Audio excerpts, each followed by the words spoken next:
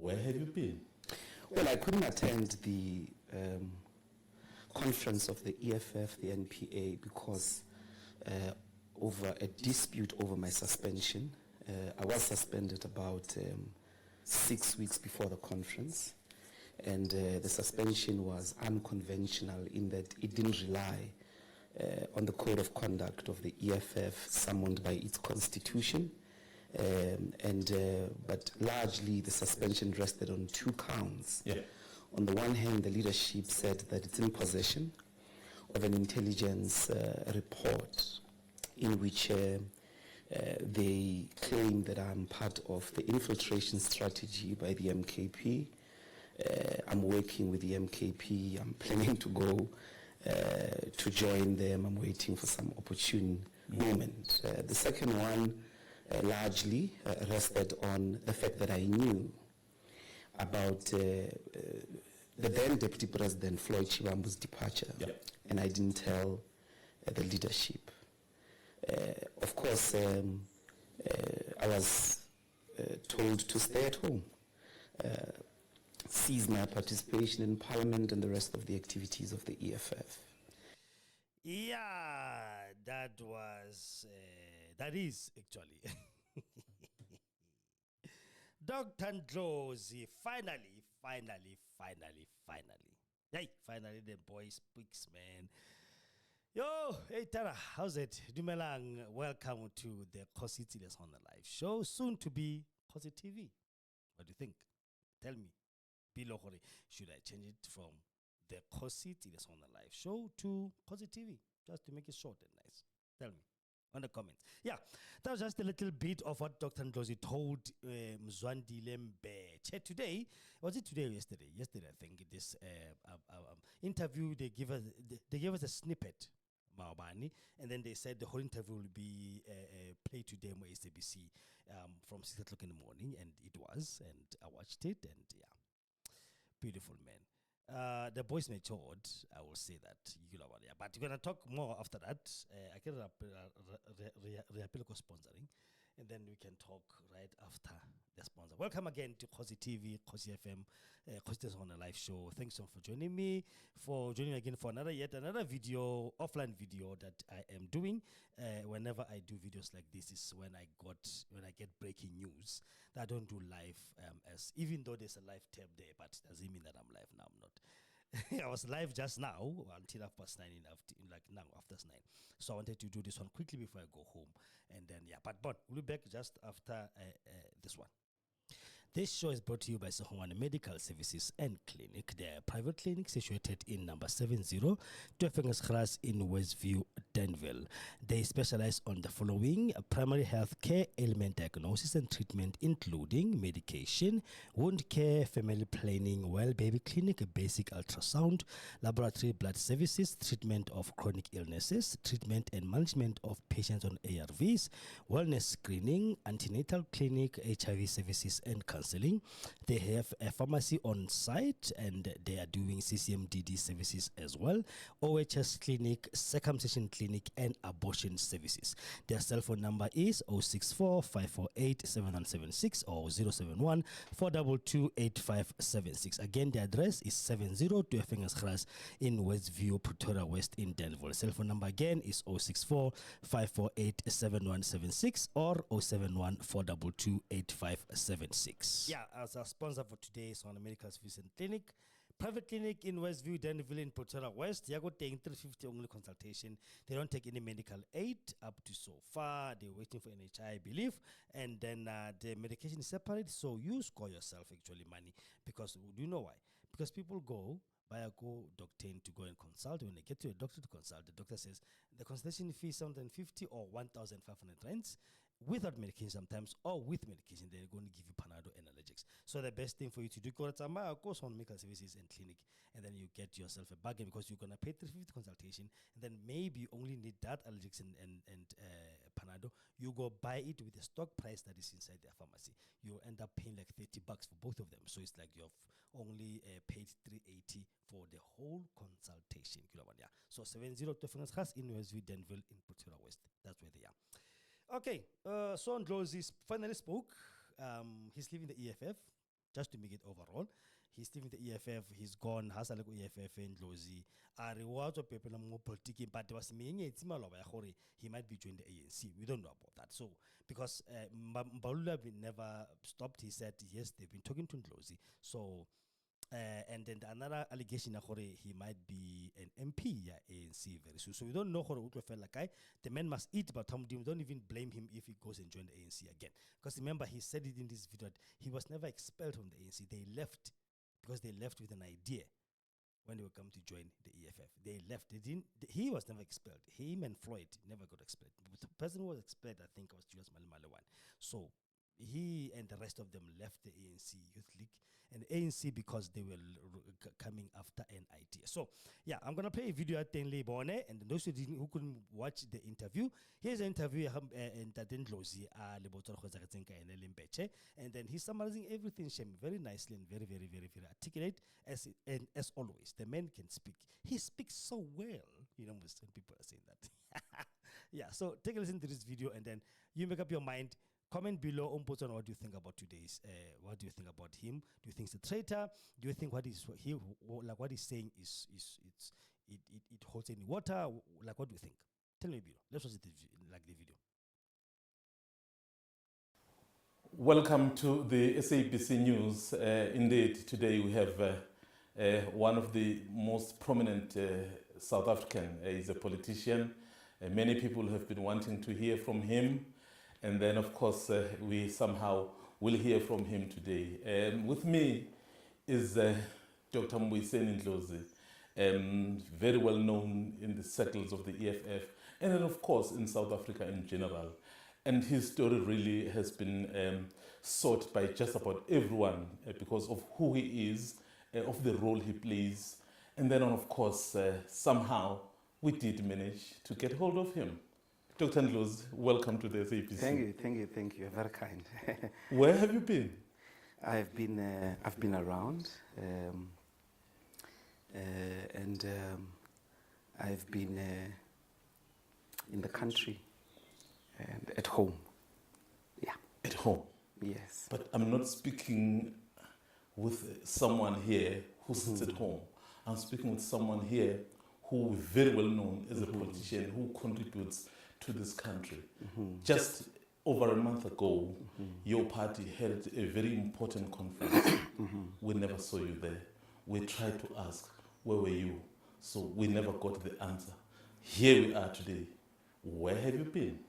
Well, I couldn't attend the conference of the EFF, the NPA, because over a dispute over my suspension.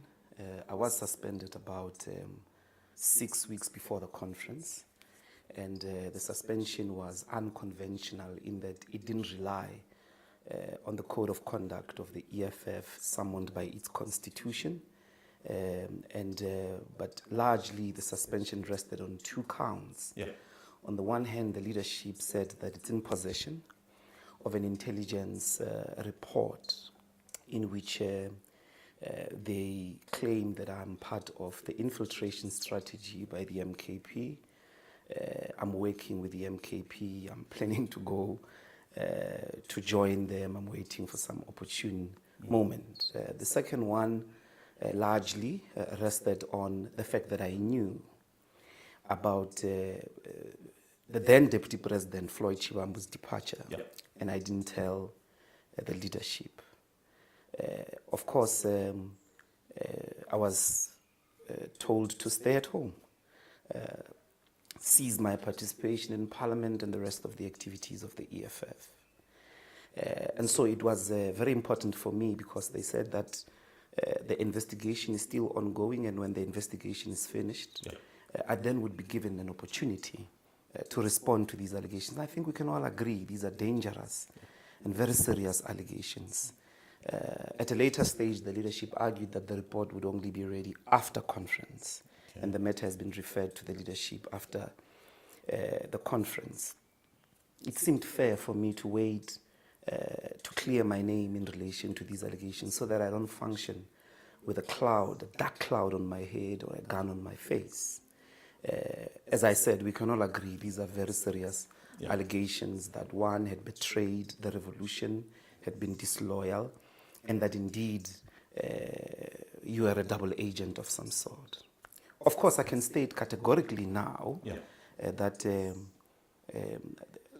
I never planned to join the MKP. I still don't. I never worked with anybody in the MKP in relation to some conspiracy about my departure. And I think that whatever information they say they have was based largely on lies. Secondly, I did know about the departure of Floyd Shivambu. He did come to tell me of his consideration, and indeed I did tell him that, look, you would have to take the leadership into confidence, and he did. The idea that I should have ran behind his back and informed other people or the leadership suggests that I'm an informant, a gossiper, or a wedge driver. I am none of those. It was Floyd's decision. He had to communicate it. It was not my decision. It was his. He had to communicate it, and he did. Maybe on that issue of you being suspended, so did those investigations continue? Where are they now? What has happened? Has there been finality? Well, no, I haven't heard of anything. Obviously, the conference constituted a moment of the end of the term of office that I was part of as the leader of the EFF. And I hoped very deeply that post the conference, there would be reconsideration of these positions, in particular, that moment of natural justice, that moment of giving me an opportunity to respond to what are damning allegations from an organization that I gave my life to and that I love. But that has not come through, and I think that we can all read the room. I did, and so can any thinking person. That is why I think it's important to give the general public a closure on this matter. I will not be pursuing any of that report, because the attitude of the collective leadership is very clear. I don't think there's any interest, and personally as well, I've let it go. Yeah. So, given that there hasn't been anything that has been forthcoming in terms of explaining that, so do you sometimes, or perhaps feel you were sidelined? We remember, some of us in the media, hearing your name, that you could possibly be one of the top 6 officials.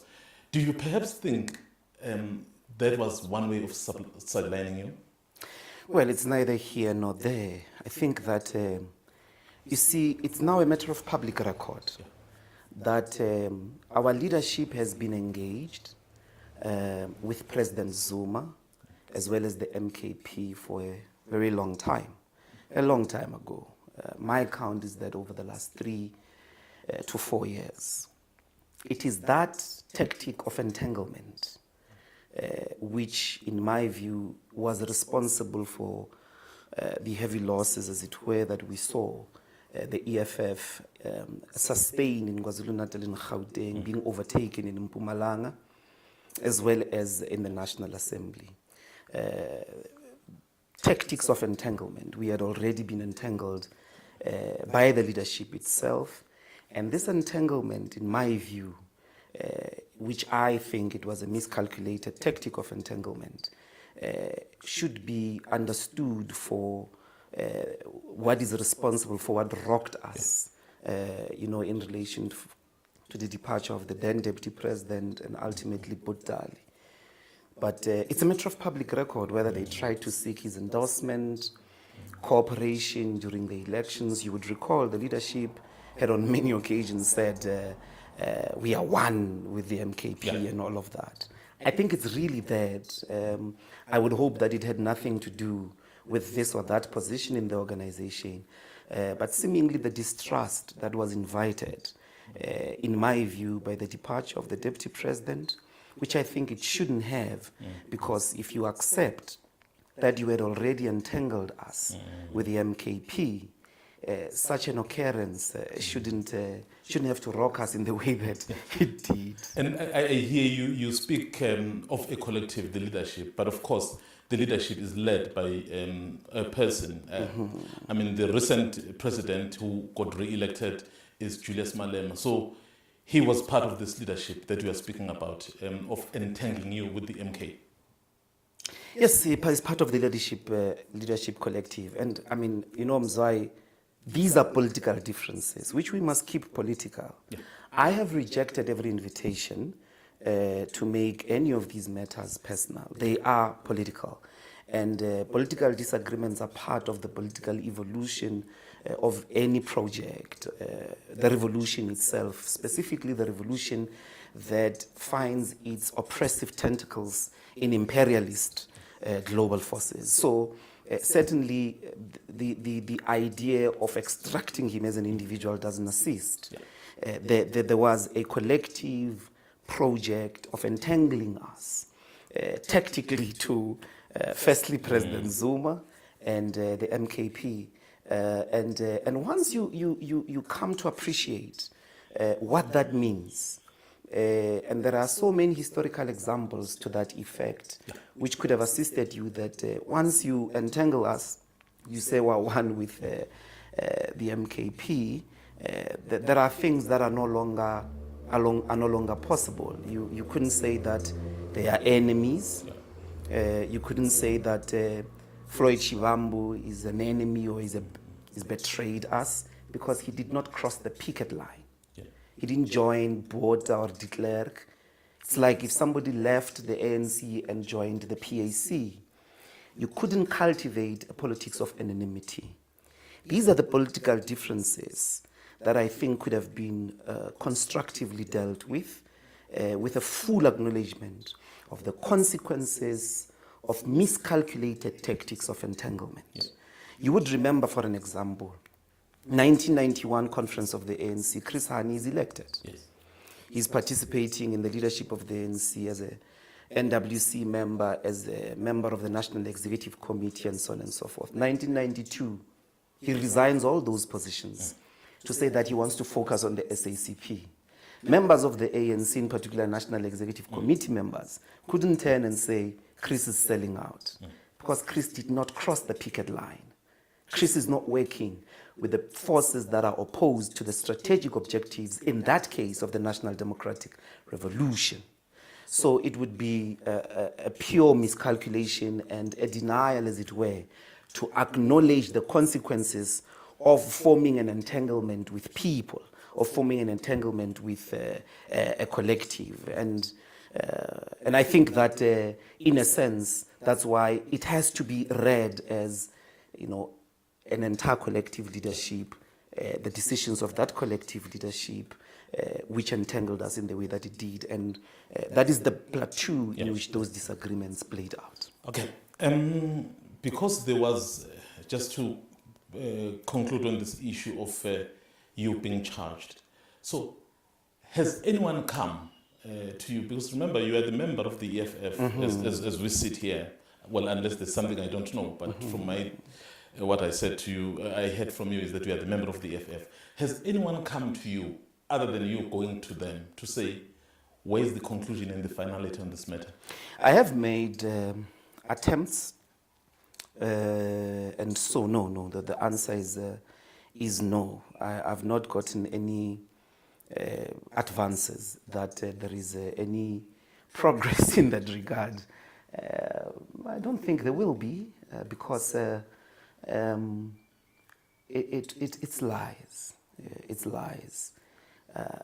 At least for me, the public is aware that consistently over the last 3 years, I was on the public record to have it. I mean, I'm fortunate in that sense, that those particular disagreements in relation to the entanglement with the MKP, was very vocal that it was not wise, I disagreed, but I had been dismissed as having not understood tactics.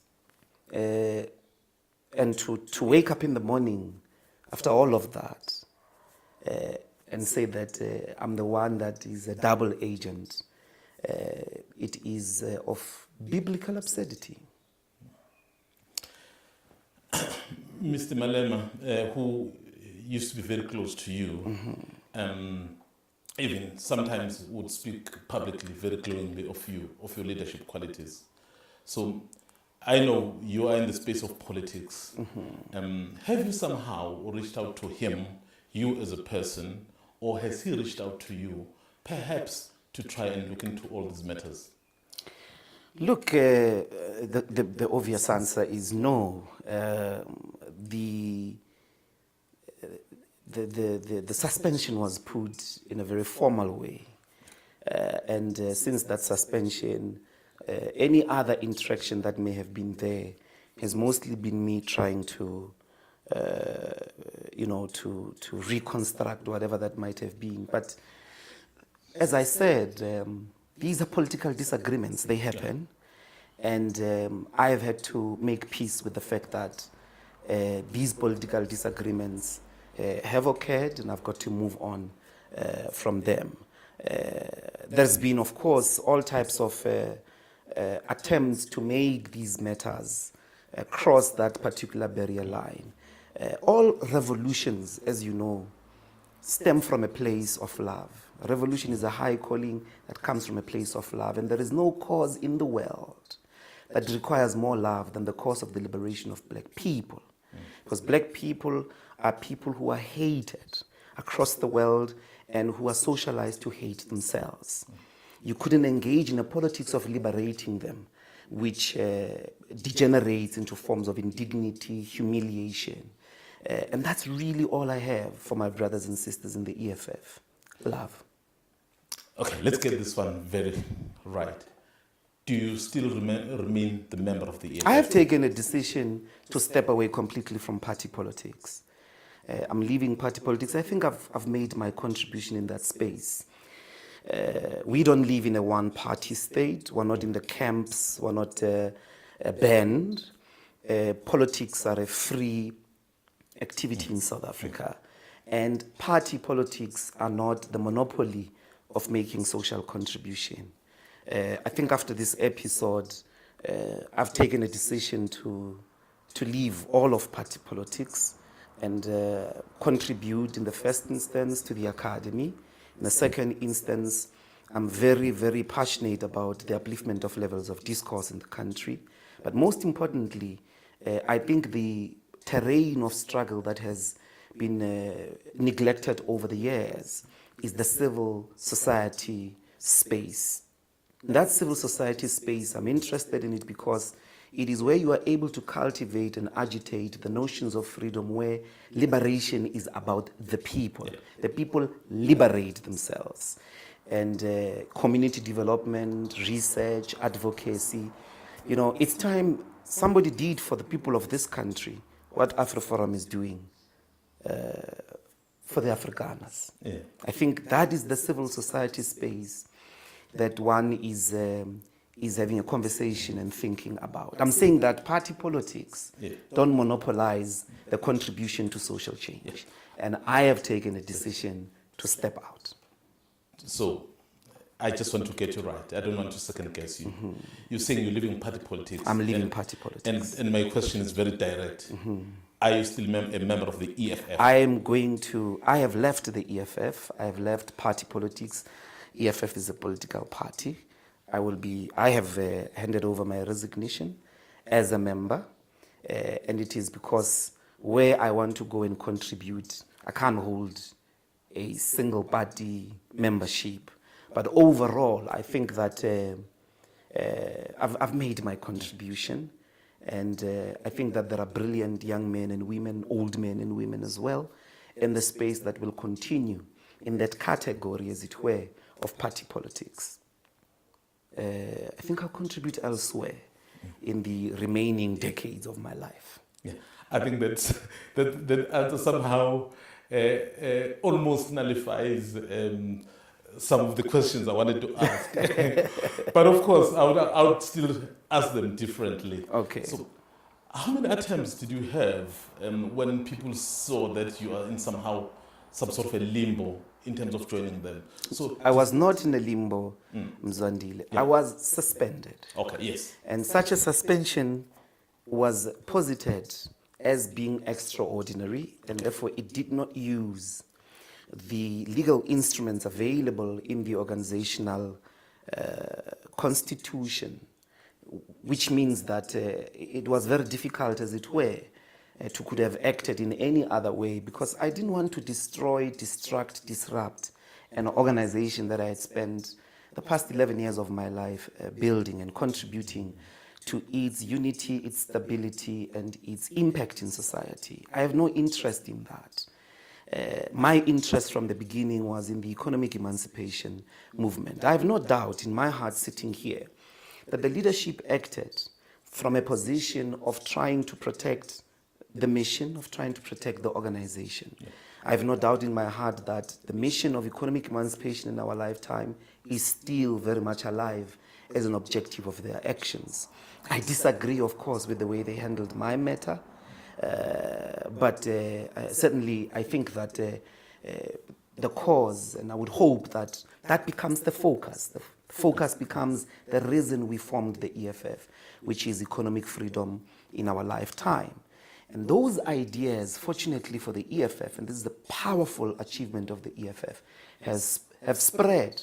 Who would have thought that the Ramaphosa will sound like Robert Mugabe, that he would read in terms of expropriation of land from the script of the economic freedom fighters? Who would have thought that those ideas would be in parliament today? When we started, they were only in the EFF. At the moment, you can count more than 4 political parties that have accepted these ideas. And that was the objective, because even though one was not expelled, I was not suspended or expelled from the ANC, we left in faith of the fact that the ANC and the establishment sought to destroy Julius Malema, to try and scare all of us, that if you raise these ideas, this is what will happen to you.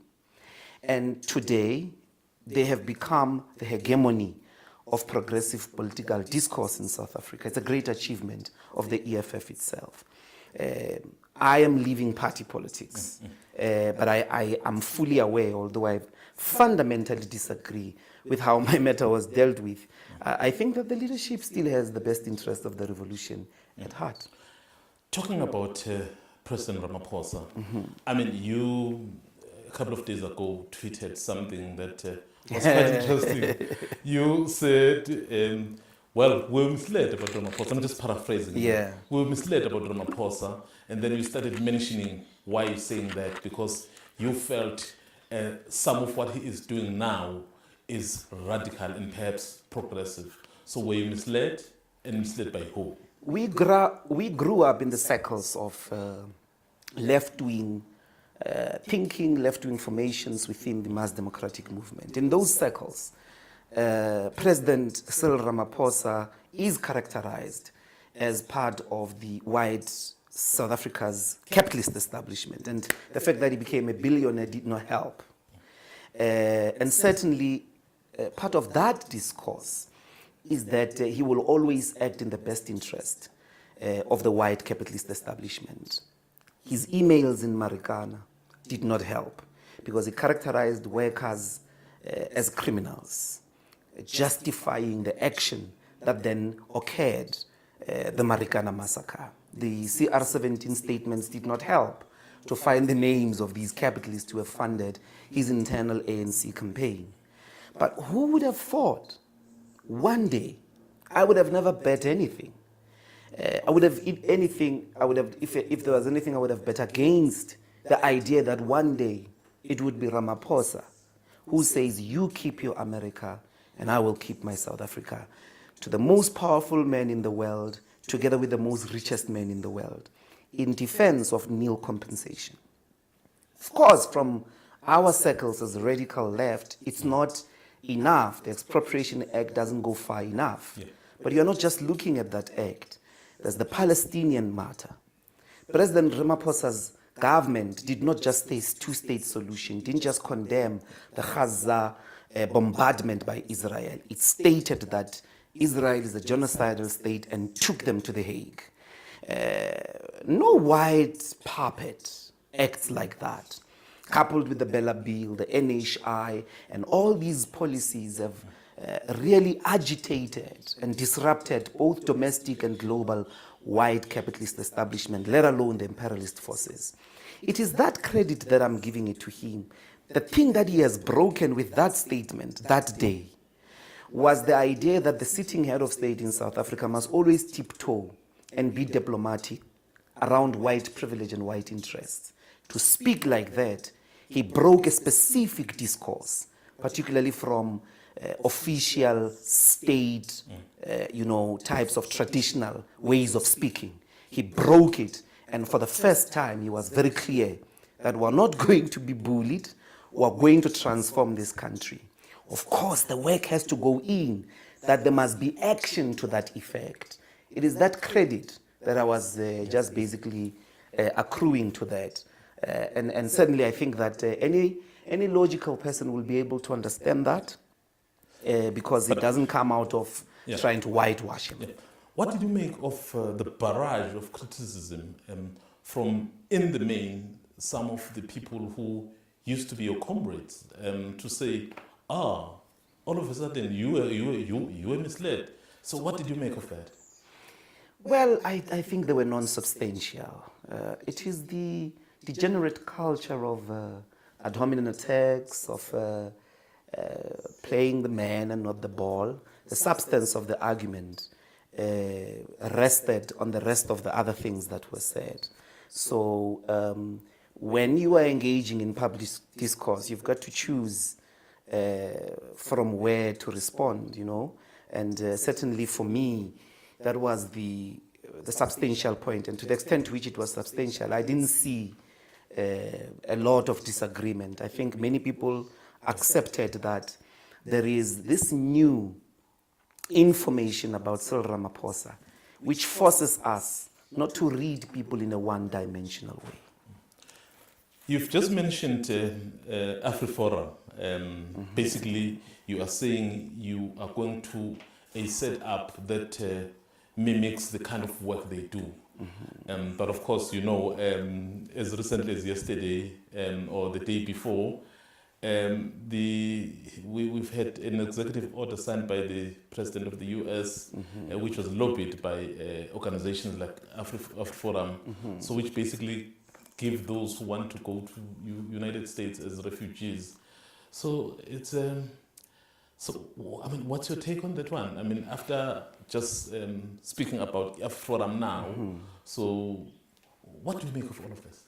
Well, first of all, the civil society space is not a mimic, and it's not unique. It is not even an initiative, as it were. In the history of the liberation struggle, there's been a lot of civil society work. I think that AfriForum is trying to mimic the civil rights movement, it's trying to mimic the UDF, it's trying to mimic all those organizations, the anti-apartheid movement.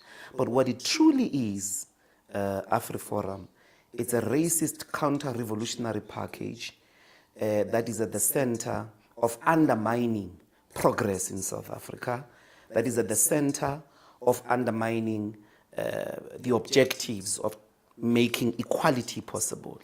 It is informed by the refusal and the fear that sometimes reigns within the white community of being scared of equality. I know they will not be able to go anywhere in the world where they will be able to sustain the white privilege and the racism that sustains their existence in South Africa.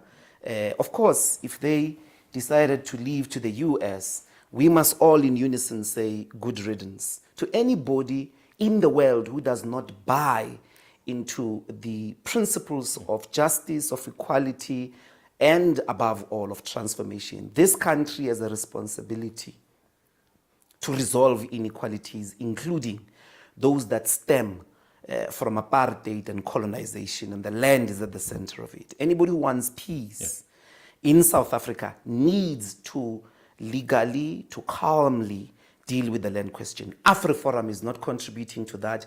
As a matter of fact, it's part of reactionary counter-revolutionary forces who actually will celebrate at the destruction of South Africa's society. Let's touch on the GNU. What's your opinion of the GNU? So would you have constituted it this way, or you would have gone differently? I think that there should still be a rigorous conversation. And as I said to the tweet that you mentioned earlier, my hope is that there would be radical, selfless, non-egotistical conversation in the progressive left. Because whether we like it or not, the moment of the absence of MKP and the EFF in the GNU basically donated the ANC to the liberal establishment. And they are waging a war. That was a very weak ANC, an ANC at 40% and all of that.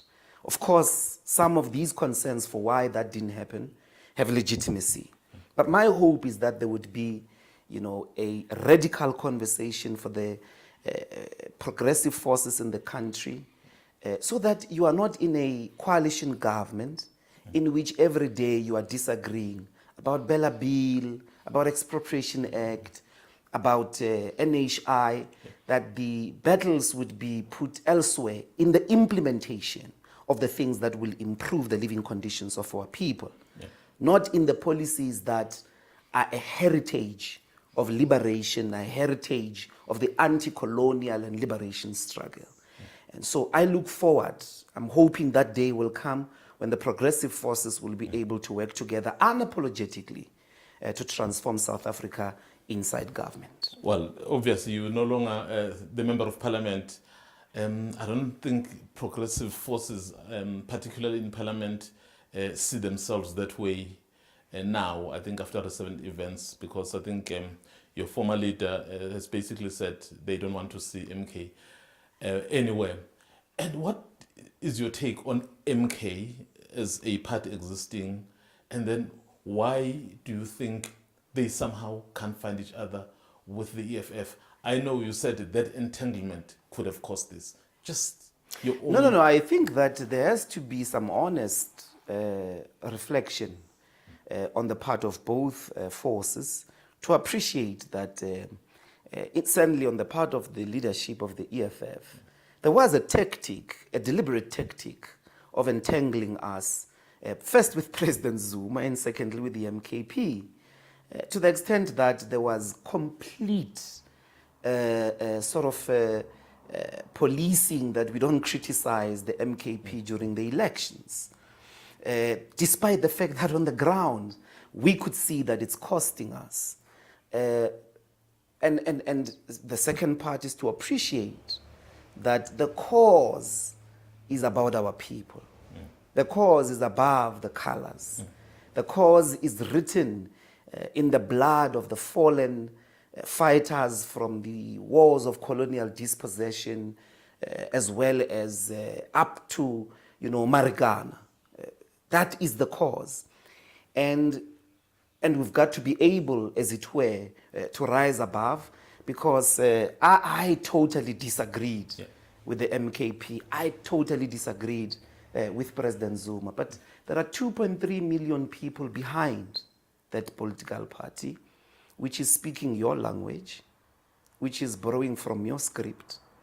But these people are also largely the working class. They are the oppressed. These people, you cannot say they're the enemy. You cannot say that you can't work with them. I don't know on which political, progressive, theoretical basis would you arrive at that conclusion. You can't do that. The ANC in 1959 couldn't wake up and say the PAC, because it broke away from them, it couldn't wake up and say the PAC is an enemy. On the basis of what? In the political discourse, in the political literature, including in your own documents, would you characterize that particular outfit which you were entangled to, which you entangled yourself to? You wake up in the morning without explanation and say they are now an enemy. The SACP, for an example, couldn't wake up in the morning and say the ANC in 1944, in 1947, in 1952, they couldn't wake up in the morning and say these are enemies, because you are all fighting against the destruction of apartheid. There is a picket line. If you've been, as it were, an activist, a political activist, political action must always be grounded in political explanations. The picket line is what draws us between friends and enemies of the revolution. I think that that time will come. There was a time, you would know, Mzwai, when we fiercely fought President Zuma. And, you know, one day we were entangled with him. 6-7 years later, we were entangled with him. And that tells you that these disagreements are temporary, because the conditions on the ground will dictate that you cannot be few. You can't afford, as the people who want progress in this country, to constantly enjoy being divided by the enemy. Your success lies in uniting your forces. And who are these forces? It's the working class. It's the workers, it's the unemployed, it's the black people, it's the coloreds, and so on. And those are the forces. You always have to act in their interest. And I really think that the conditions are going to dictate certainly towards that direction. Well, moving towards closure now, you did indicate that you're moving towards academia, towards civil society. Just perhaps if you can just summarize exactly where is Dr. Mbuyiseni Ndlozi going, Ndlozi going now that you are out of party politics? As I said, until recently, I didn't have any thoughts of leaving the EFF or leaving party politics. And so it is only safe to say at this moment, that is my consideration. That is the direction that my life is taking. What is important today is to bring closure to the public, to the people that we had served. I will cherish my days. It was a privilege to have been given that opportunity to serve in Parliament, to serve in the various structures of the EFF. I will cherish those days of my life, all my living days. I will cherish that particular privilege, and three aspects with which I'm going to be going into my direction. I'm fortunate that in the way I have developed in my life as a young man, I was never a one-dimensional person. So I will put all my talents into service in the academy, as well as contributing to the upliftment of public discourse, but certainly the conversation with all South Africans of a common mind of how do we constitute a civil society outfit that emphasizes that the people are the liberators, that emphasizes community development, that emphasizes the notions of freedom in which we fight against the conditions that stop us from being responsible for ourselves, but also that is steeped in research as well as advocacy, very, very ground-driven. As the civil society organizations and the civil society speech, which stems from our constitution, by the way, that we had seen in democracies, but certainly in the liberation struggle. I think that space is a space that we have neglected, and is the space where even the renewal of the entire political terrain in South Africa may come from. So that's basically where I want to go put my energies. And I must state on the record that I hold nothing whatsoever personal against my brothers and sisters in the EFF. And I really wish them the best. And I wish that they could continue with the same commitment that we had demonstrated over the last 11, 12 years in advancing the cause of economic freedom in our lifetime. Well, thank you very much, Dr. Ndlozi. Thank you very much. Thank you. Well, that was Dr. Ndlozi speaking to us for the first time after not being part of the National People's Assembly that elected new leadership. But of course, he's given us the honor of speaking to us, and obviously speaking to us is speaking to the nation. And then, of course, you will decide, based on what he said, how you feel about everything. And we're back. Yeah. Wow, that was nice, eh? Like, what do you guys think? Okay, somebody was, for me, let me just say this one for my own opinion. Somebody was saying he could have told the leadership of the EFF that Floyd was leaving. But what he's saying makes sense. And then somebody asked again on Twitter, what if then he went and told the EFF leadership that, hey, Floyd is leaving, and Floyd said, no, I never said I'm going to leave. Then he will be looking like a gossiper, whatever, and everything. It was not his place to tell Malema. He's not a spy for Julius Malema. I don't think Julius Malema wants his people to be spies to spy for him. For him to actually say, why didn't you tell me? It is not something, it was not his place to say that. I love this man. And even if he joins the ANC, I would have loved him to join the MK party. Myself, I would have loved him to join the MK party, because at least MK party, there's a, everything that these guys are believing in is like in MK party. ANC is gone, it's with the GNU, it's fine. But I wish he does. I wish he does join the MK party, so that they can be able to continue the legacy of what they're trying to do. This whole thing, because and on the day of we need something like MK party in this country too, so it can be able to take us out of what we are in today as we speak. So it was enough for me. In his defense, it was not his place to tell Malema, because I don't think that Julius Malema is breeding leaders who are spying on each other and who will tell tale. I mean, if you start talking to Malema, Julius Malema, this is what happened, then what? Then Floyd Vela Jikarawa Nashikiribia. Floyd Rawana never said that, and because Floyd Nasam Romi, Floyd said, I'm contemplating on leaving. I've got an offer go MK party, I'm leaving. So he was not saying go and tell Malema that I'm leaving. He was telling him in confidence as a friend. That's what's happening. But Julius Malema took it personal. Maybe because of the friendship between him and Floyd. Between him and Floyd. Hey, Floyd did this. Hey, my brother Floyd did this. That is why he was trying to throw those things now in that galadina.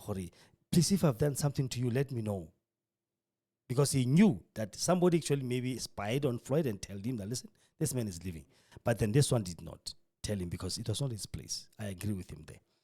You understand? So I hope you enjoyed the video, guys. And please comment below and tell us what you think. Because I wanted just to upload this video for those who couldn't see it. For me, analysis, no. And let analysis be yours. Be yours. Please analyze and tell us what you think below. All right? Yeah. Bon, this is the Kgosi on a live show channel. Please subscribe, like, and share if you like what I'm saying.